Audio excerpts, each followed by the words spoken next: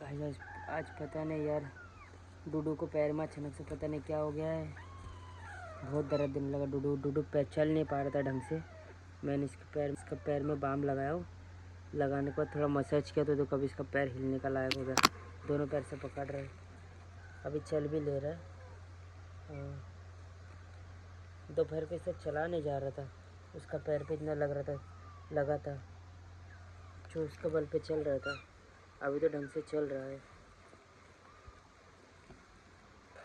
चलो, जरा भी पैर नहीं हिल रहा था, मैं तो डर गया था। अभी देखो दौड़ रहा है, देखा दौड़ने लग गया।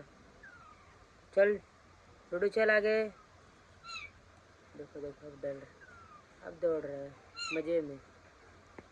एक ही बार मालिश किया, मज़े में हो गया। तू अंदर क्या कर रहा है राजा? बाहर अब आ रहा बेटा, बाहर आओ आओ।